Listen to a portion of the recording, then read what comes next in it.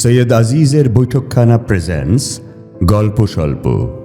আজকের গল্প বনফুল তথা বলাই চাঁদ মুখোপাধ্যায়ের ছোট গল্প প্রজাপতি। এই ছোট্ট 3 মিনিটের গল্পটি শোনানোর জন্য অনুরোধ করেছিলেন আমার এক শ্রোতা জনাব মাগফুর আহমেদ। আশা করি তাঁর ও আপনাদের সকলের গল্পটি ভালো লাগবে।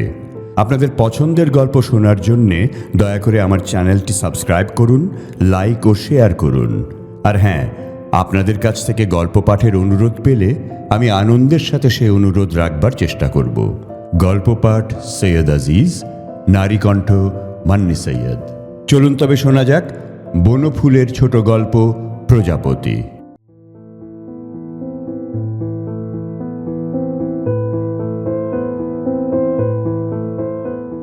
নীল শেড দেওয়া ইলেকট্রিক বাতিটার উপর কয়েকদিন থেকে একটি প্রজাপতি এসে বসছে। যতক্ষণ আমি টেবিলে বসে লেখাপড়া করি, ও শেডটার উপরে চুপ করে বসে থাকে।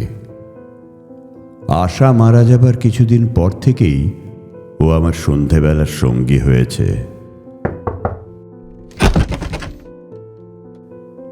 বন্ধু সোমেশ্বর এসে প্রবেশ করল।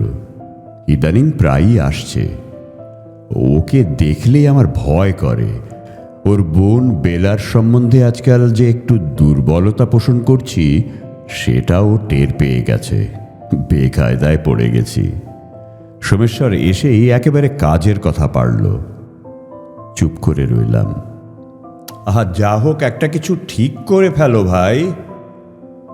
তারপর একটু থেমে বলল, শেষ পর্যন্ত বিয়ে তো করবেই, সবাই করে। বেলাকে যদি করো আমি নিশ্চিন্ত হই।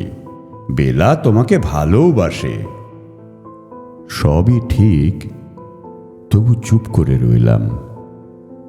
আশা যখন বেঁচে ছিল তখন তাকে বলেছিলাম যে আর কখনো বিয়ে করব না। এখন বুঝতে পারছি বিয়ে করতে হবে, বেলাকেই করতে হবে। কিন্তু দ্বিধাটা কাটিয়ে উঠতে পারছি না কিছুতেই। আহা, চুপ করে আছো কেন? তোমার সত্যি যদি মত না থাকে তাহলে আমি জোর করতে চাই না। খুলে বলো সেটা, তাহলে ওই দ্বিজেনের সঙ্গে চেষ্টা করি। তুমি রাজি হলে অবশ্য আর কোথাও যাব না আমি। দ্বিজেনের ভাবভঙ্গি দেখে তো মনে হয় সে আপত্তি করবে না। তবে ওই খোঁচা গোঁফওয়ালা দ্বিজেন বেলাকে বিয়ে করবে? ওর সে মতলব আছে নাকি? বললাম, না না, দ্বিজেনের কাছে যাবার দরকার নেই, আমি বিয়ে করব। তবে কিছুদিন সময় দাও ভাই। না না, তুমি কথা দিলে অপেক্ষা করতে পারি।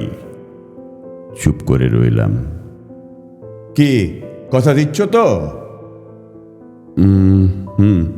দিচ্ছি। বেশ বেশ, যাক, বেলাকে সুখবরটা দিয়ে আসি তাহলে। সোমেশ্বর চলে গেল। এরপর যা ঘটল তা অবিশ্বাস্য। হঠাৎ আশার কণ্ঠস্বরে কে যেন বলে উঠল, তাহলে আমার দায়িত্ব ফুরলো, আমিও চললাম। প্রজাপতিটা উড়ে জানালা দিয়ে বেরিয়ে চলে গেল।